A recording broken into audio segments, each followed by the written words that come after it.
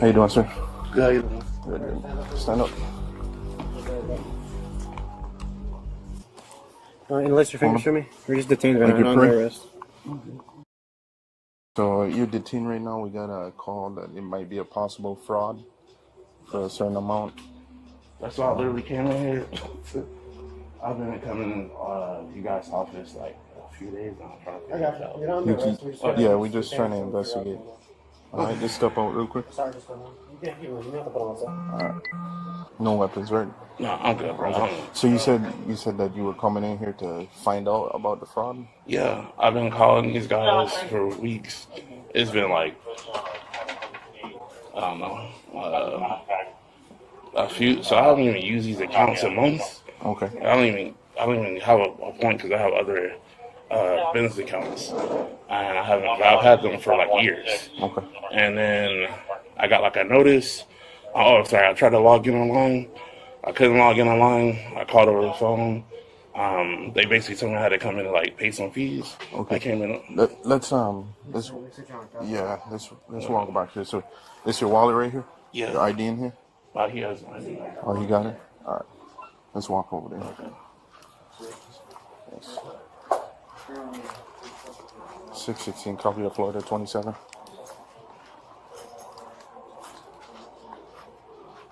No, Yeah, you good. You good. Long story short, boss, I had some accounts with these guys that I've had for a long time. I tried to log in online one day, it wouldn't let me log in.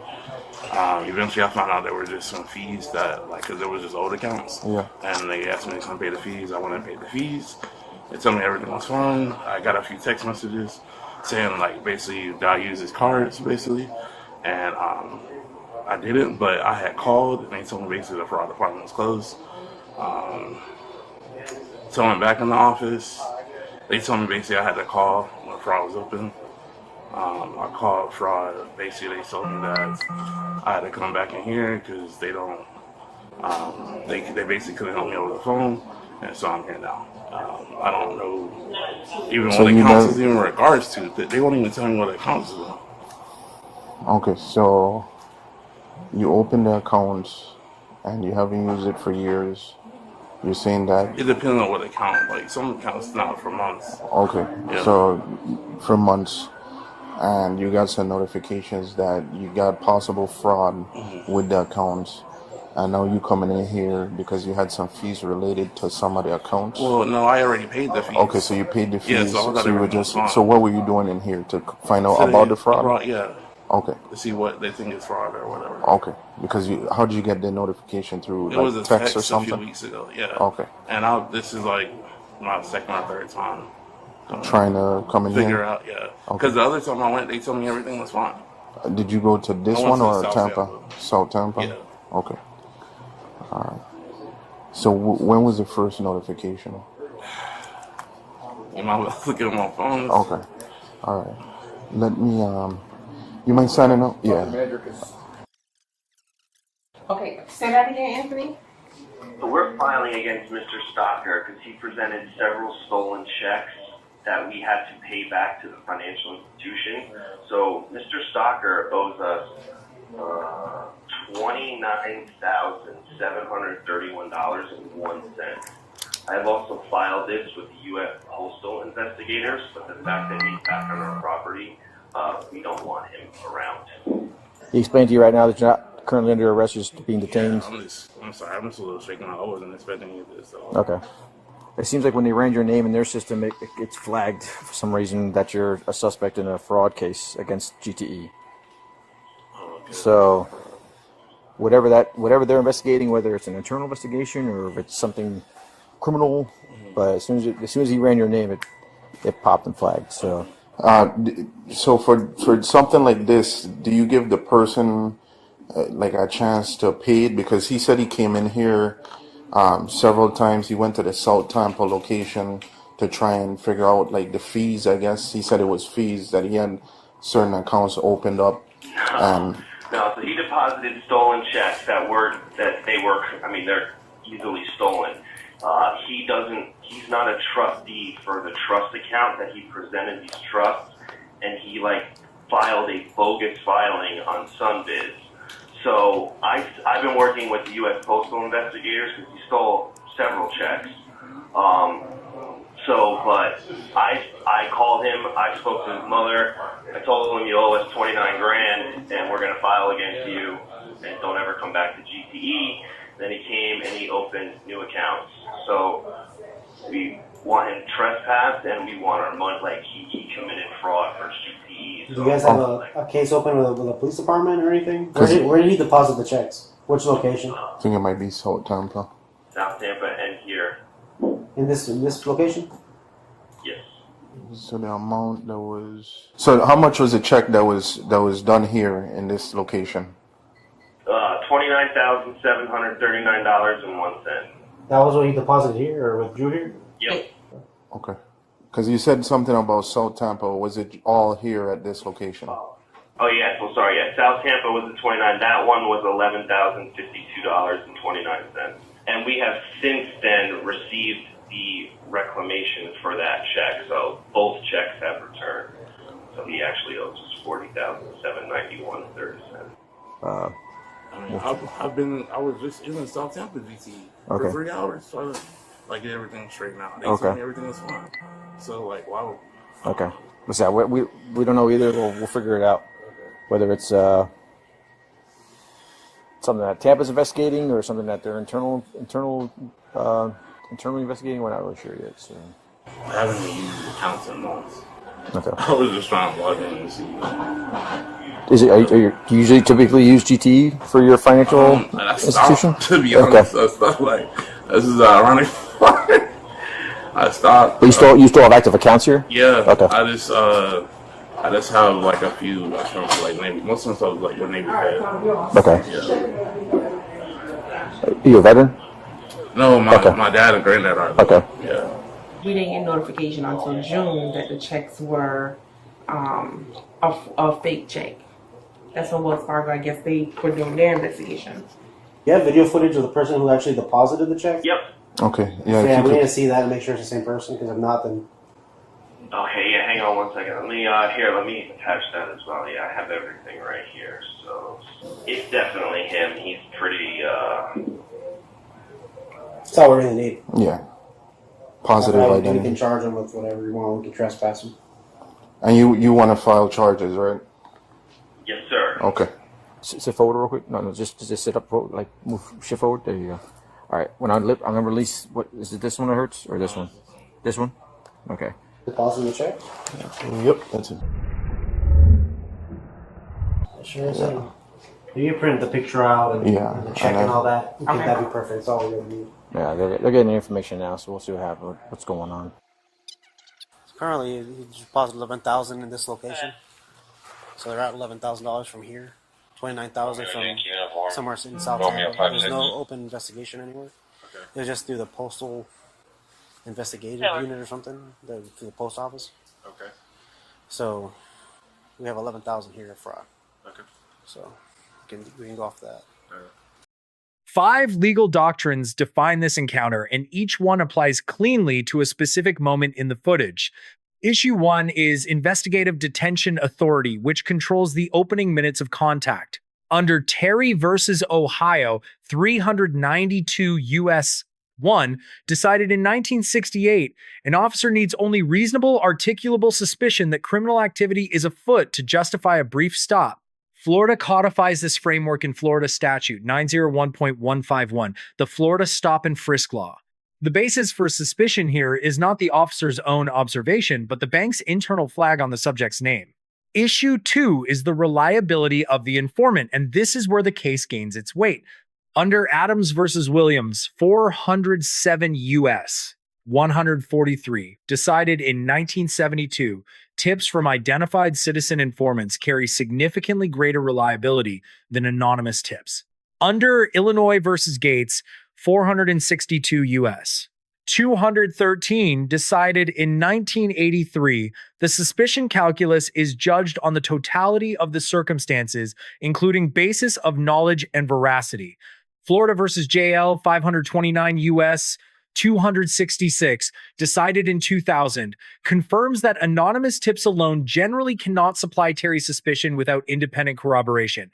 A regulated financial institution, self-identifying as the victim, sits in a categorically different bucket than an anonymous caller. Issue 3 is probable cause, and the moment it crystallizes is documentable on the footage. Under Beck versus Ohio, 379 U.S. 89, decided in 1964, probable cause exists when the facts within the officer's knowledge would warrant a prudent person in believing an offense has been committed.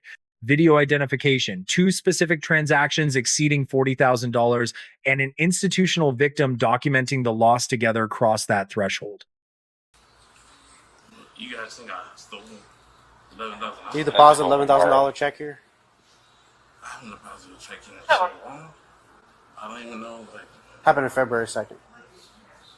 I mean, in February, I don't know what... Yeah, I get you. We'll make sure. Hold on.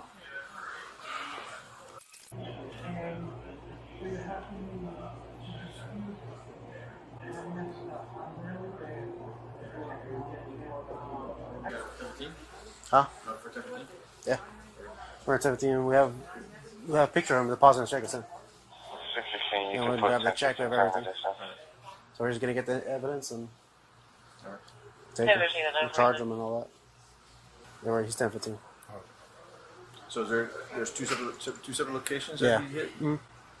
We're gonna he's somewhere in South Tampa. But they have not contacted TV yet about it? Mm-hmm. We'll let him know, and then they can. He'll be in jail already, so they can add charges. And when he deposited the check? February 2nd.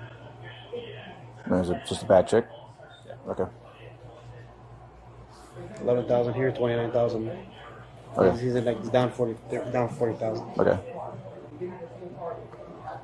They're printing everything out for us, and then we're gonna give him the Axon link. Okay. And they're gonna upload all. He has a case file and everything. He's gonna upload the Axon. Okay. Everything we really need. All right. You transporting or is somebody else We'll transporting? take it. Okay. So you guys think the checks are deposited or fraud? So as of right now, As of right now, you are under arrest. Okay, for check fraud. Okay. Basically, with the checks that you deposited, supposedly they're saying were bad checks back in February. One here, one down in South Tampa. They put money in your account that was not technically yours. so they have video of you actually depositing the check, Yeah. and the checks are bad. Checks are bad. But, I mean, that's back in February. What was Yeah, wrong no, with the check? the money they got deposited in there was bad. So like they actually are out of money. So they actually are down 40,000. I don't know where you got those checks from, but Those checks are from our business to Wells Fargo. yeah. So they were bad checks. Whatever account those checks are written off of to you was a bad account, or whether it was insufficient funds or whatever. So, You can read Miranda. Okay. If you want to interrogate. Yeah. I'll, once we get to the car. What's up? Once we get to the car, I'll read it and. As for right now, they are the victim. I mean, Yeah, the bank is a victim. since they lost money. I mean, if you receive money that you were not supposed to, Future 1 male, 1015. 10-4, 10-15.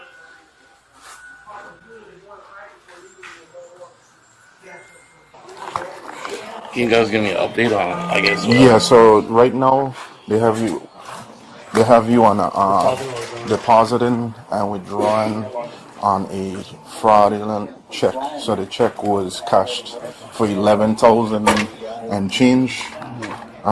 It looks like the post office right here. Okay.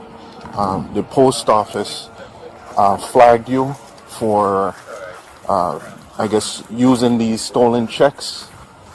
And then once they came back, then because once we run your name, it's flagged. You see? So, all right. Right now, I'm gonna search you, and then I'm gonna read you your rights. Okay? Searching. No. Just your face. Yeah. Have you sit down. Wait. Let me unbuckle this real quick. Try not to lean on the cuffs, or it's gonna dig into your skin. Yeah. I'm sorry, say again? Don't lean on the cuff, so just lean forward a little bit. You have the right to remain silent. Anything you say can and will be used against you in the court of law. Do you understand these rights? Yes, sir. Yes? Yes, sir. Okay. Are you willing to answer questions or make a statement without an attorney being present? That's a question. No? No. All right. Issue 4 is Miranda timing. which is the single soft spot in this otherwise clean encounter. Under Miranda versus Arizona, 384 U.S. 436, decided in 1966, warnings are required before custodial interrogation, not before arrest itself. Under Berkemer versus McCarty, 468 U.S. 420, decided in 1984, routine investigative questioning during a Terry stop does not require warnings. However, the line between investigative questioning and custodial interrogation is functional, not formal, and lengthy pre-warning questioning erodes that distinction. Issue 5 is the invocation of counsel and the corresponding obligation on the officer. Under Edwards versus Arizona, 451 U.S. 477, decided in 1981, an unambiguous invocation of the right to counsel terminates all further interrogation. The doctrine bars officers from reinitiating questioning until counsel is provided or the suspect reinitiates communication. Issue 6 is the statutory predicate for the charges actually filed. Florida Statute 831.02 criminalizes uttering a forged instrument, knowingly passing a false or altered document as genuine, and is a third-degree felony. Florida Statute 812.014 criminalizes grand theft with degree classification determined by the value of the property obtained. Can I ask you a quick question? Can I call my mom? You're gonna have that opportunity at ORJ. That's what we got there. Okay. All right. I was supposed to pick her up from an appointment. Okay. Well, I'm sorry.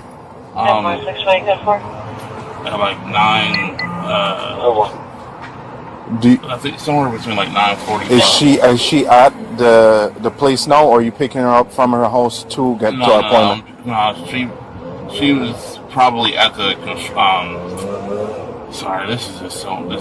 Sorry. All right. So no, she's at the car repair place, and so I just wanted to tell her. Or do you have sisters or brothers that could pick her up if she calls you? Family?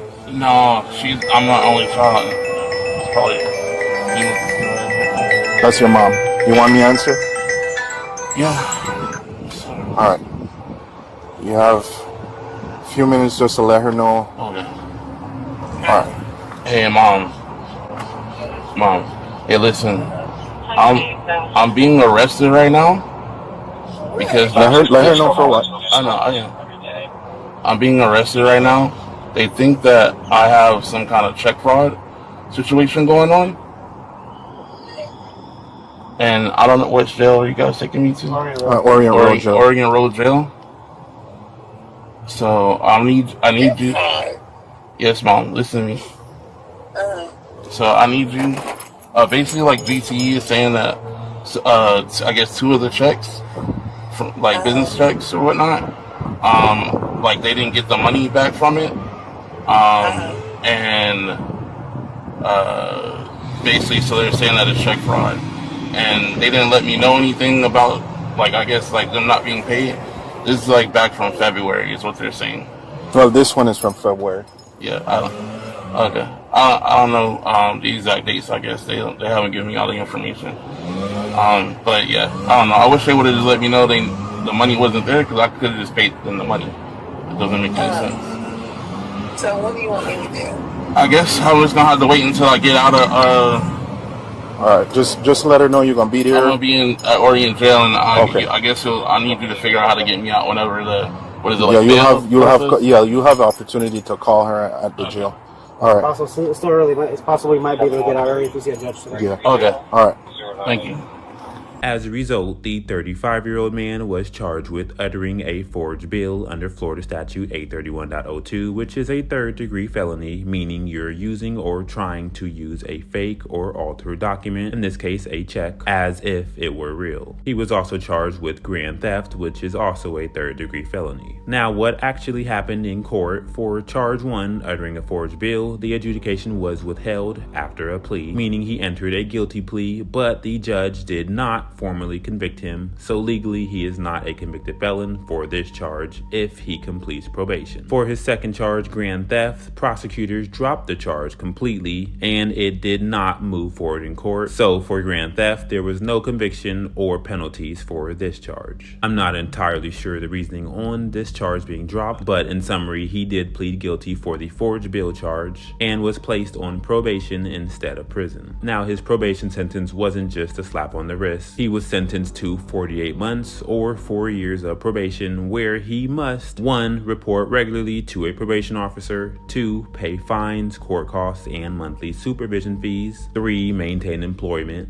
4. Stay out of trouble, no new law violations. 5. Submit to random drug or alcohol testing. 6. Steer clear of firearms or weapons. And 7. Follow all instructions from his probation officer. He was also given 100 hours of community service, a $1,000 fine, and having to complete offender trafficking system IOTS monitoring, plus additional monthly probation costs and supervisor fees around $50 a month. Once again, because adjudication was withheld, he was not formally convicted. He did plead guilty, and once again, if he violates his probation, court can adjudicate him guilty and make it a felony conviction. Let me know your honest thoughts down below in the comments. Stay safe out there, and I'll see you in the next video. 3 lessons close this analysis, one for each audience on scene. Lesson 1 for officers. Citizen-informant tips are not anonymous tips, and the suspicion calculus differs accordingly. A documented institutional victim with parallel federal involvement supplies suspicion that no anonymous tipster can manufacture. Lesson 2 for citizens. Talking before invoking is the most expensive minute of an arrest. Every substantive statement made during pre-Miranda investigative questioning becomes a potential exhibit, and the longer the conversation runs, the closer it moves to the constructive custody line. Lesson 3 for everyone. Adjudication withheld is not the same as not guilty. It is a Florida-specific conditional disposition under Florida Statute 948.01 that becomes a felony conviction the moment probation conditions are violated.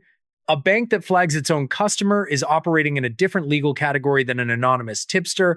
The consequences for the customer can include a felony charge from a single visit to a branch, and that is a story worth examining carefully.